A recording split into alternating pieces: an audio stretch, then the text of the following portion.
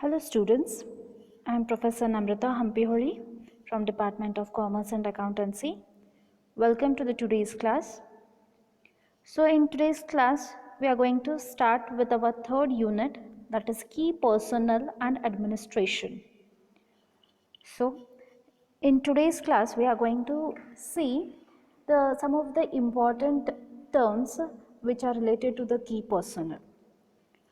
So when we think about constructing the building here, the main important here is the pillar or the base should be strong. Then only the building can stand strong. In the same way, for any organization or any business or in any institution, the base as the management or the person who is starting that should have or should lay a strong foundation. So as in case of the company or the business here, there are few persons who play a very important role in constructing or the building up of the company or their business. So here in today's class or upcoming topic, we are going to see or we are going to learn about those persons who are involved directly or indirectly in making the base strong. So here every company have directors, managing directors, chief executive officers, company secretaries. So we are going to see them one by one. So here the company wherein their paid up capital is more than 10 crores shall have the whole time key personals, which includes managing directors, whole time directors, CEOs, then company secretaries, then chief financial officers. So here when we look into the definition of the company, here company is an body corporate and it is an artificial person in the eye of the law. So here the company exists in the eye of a law, that is it has got an existence. So it is considered as a legal in the eye of a law. So here in the company administration there are three brain and there are organs which are existing. So as it is artificial person in the eye of a law, it has some organs. So here first organ here we can say are the members or the shareholders. So here the shareholders are the one who set out the overall objectives and the policies of the company through the general meeting. So here the shareholders will set out the overall policy on the objective of the company. And second organ is here is board of directors. So they try to translate these object and policies set out by the general meeting into actions. So whatever the policies or the objectives which are framed by the shareholder here, these board members or the board of director will try to bring them into the actual practice. And the third organ is here managing director or manager or the whole time director and other executors. So these are one who try to implement the decision taken by the members and the board directors of the company. So these are the one who try to imply whatever the decisions are taken in the first two organs. So all together lay a good foundation to build up a company. So these are called as here key personals, and because of them the company will run smoothly in the future. So now in that personnel, let us look into the first member who is called here as a director. So we know that we have a director here. In director again we have managing director, whole time director or a manager, and then we have here chief executive officers, company secretaries and chief financial officers, etc. We have many members here. We are going to see them one by one, but the first member here we are going to see is directors. So according to the section 2 subsection 34 of Companies Act 2013, who is director here? So here director is a person who is appointed to the board of the company. So is a person who is included in the board of a company, that is the board members of the company. A director is a person who is appointed to perform the duties and functions of a directors of a company in accordance with the provision of a Companies Act. So here Companies Act have prescribed in its articles, or we can say that it has prescribed, wherein they have stated what are the rules, or what is the role which has to be performed by the directors. So if that person is performing all those rules, all those functions, or he is acting according to that role, then he is called as a director. So he is appointed to perform the duties and functions which are according to the provision. So once he is appointed as a director, he has to perform the duties and the functions which are given by the Companies Act 2013. Then number of directors required. So if it is a public company, then minimum 3 directors are required for that public company, and maximum 15.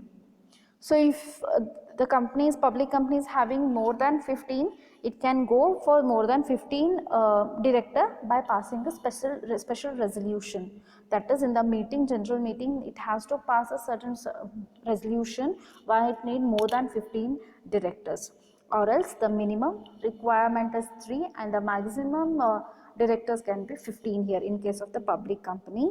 And coming to the private company, in case of the private company, minimum 2 and maximum 15 directors are required, and same in case of more, if they require more than 15 directors, they have to pass a special resolution. And in case of a one person company, the minimum director required is 1 and maximum is 15, and if there is again more than 15 directors required, the special resolution is passed. So in these all 3 cases of public, private and one person company, the limit of maximum is 15 here. So the minimum varies according to the company, and if they require more than 15 directors, then they have to pass a special resolution for that. Then next, to appoint a director, there are certain qualifications which are required. So qualification here doesn't constitute or doesn't say that they have to pass certain degree here, right? So the Companies Act of 2013 has not prescribed any specific qualification, that is they should have this special degree or special post graduation, or they should have completed from this college or this university. They don't have such qualifications. But to be appointed as a director, they should get direct identification number, that is DIN, provided under section 152 subsection 3 of Companies Act 2013. So if the person wants to be a director of the company, then he has to get this DIN number. So for this DIN number, have the procedure which is mentioned in the Companies Act from the section 153 to 159 of the Companies Act 2013. So here it has laid down the procedure, and then informing the company in which he is directors, and filling it with the registrar and quoting the said number in all the documents. So he has to file it with the registrar of the company, and by obtaining this DIN number. Then here, coming to the next point here, as per the rule 9 of the company, every individual who is an existing director, means if he is already the director in some company, or he intends, that is if he wants to become a director, he has director to be appointed as a director of the company, he is required to apply for this DIN number, that is DIN, electronically in the form name as D1R3 to the central government. So after he applies for this number will be whenever he apply this electronically, the DIN is generated by the system, and it will remain valid only for the 60 days. Then here section 152 of subsection 3 says that here no person shall be appointed as a director until and unless he has been allotted with DIN number. So only if he has this DIN number with him, then only he will be qualified for the director post here. Then after that, every person is proposed to be appointed as a director by the company in the general meeting. That is, in the general meeting the discussion will go on.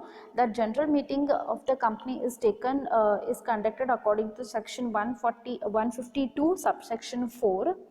So every person is proposed to be appointed as a director by the company in a general meeting, or otherwise he shall furnish the DIN form and the declaration that he has not been disqualified, that is he is fit for that criteria. He has to mention that in a general meeting as to get appointed as a director of the company. Then here section 164 of Companies Act has provided the qualification of the directors, which have defined negatively. That means what he should not be. So in the previous section of 152 we have seen that what he should have. He should have DIN, that is director's identification number he should have. But in the section 164 it has given the qualification that which he should not have. So what are those? Let us see one by one. So first of all, he should be of a sound mind. That is, he should be a normal person. He shouldn't be like mentally disabled, or like he shouldn't be like a psychotype. He should be mentally sound here. Then he should be a solvent. Okay. So here solvent means what here? He shouldn't be under the bank corrupt, right? Whom do we call as a solvent, as a basic one in case of basic term, who is able to repay all his debt, that is a loan, we call them as a solvent.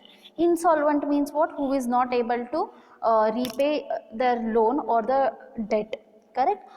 So here solvent means what? Whose financial position is good, we can say that. Okay, insolvent means what? Whose financial position is not at all good, he has become the bank corrupt.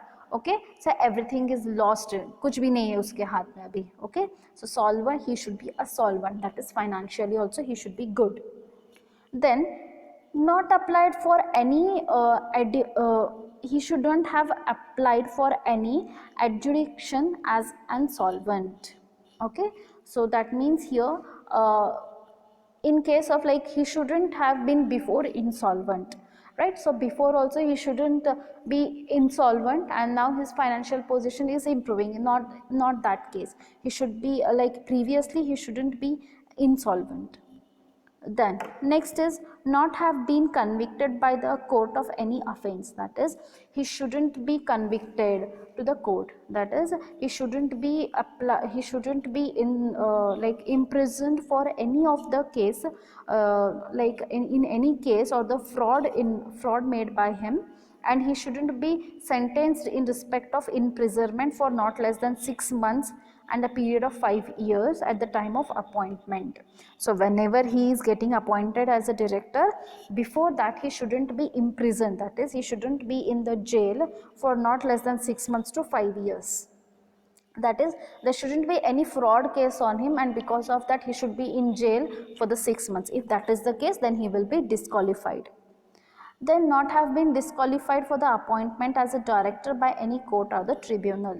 So previously if he has to be appointed as a director, then from that position he shouldn't be disqualified. That is, if previously if he has already applied for the post of the director, and that time if he is disqualified because of any matter or the any case, and in such situations he shouldn't be again appointed as a director, so that like previously if he is disqualified by the court or any tribunal, so in such case again he is not appointed as a director.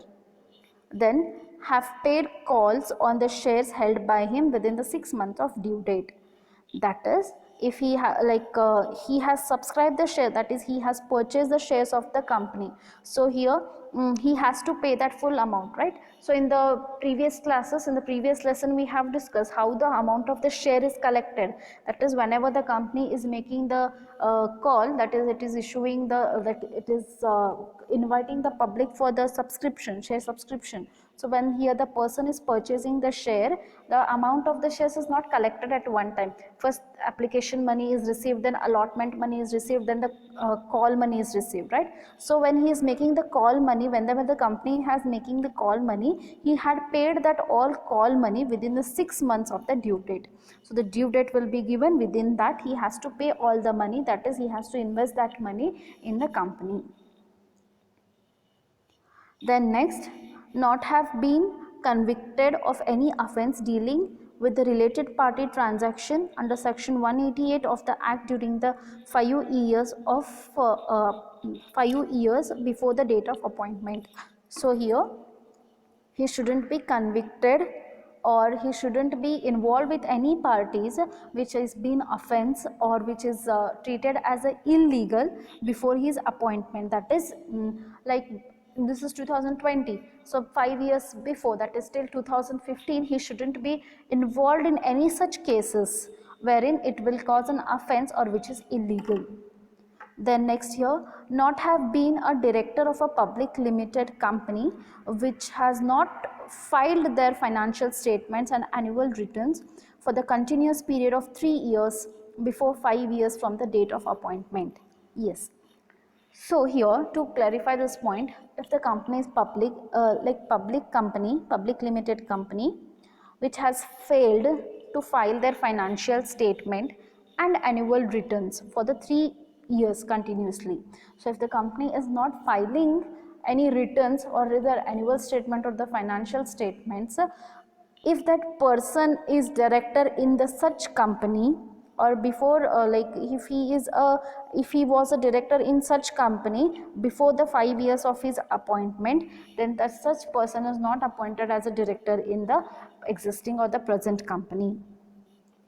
So, and the next point here is not have been director of the public limited company which has defaulted in the payment of deposit and the interest thereon and default in the payment of debenture interest thereon. Yes. So if the public limited company, so if the company is public limited and that company, if it has failed to repay the debenture amount and the interest on debenture amount, and that person is director in such a company, shall not be appointed as a director in the present existing company.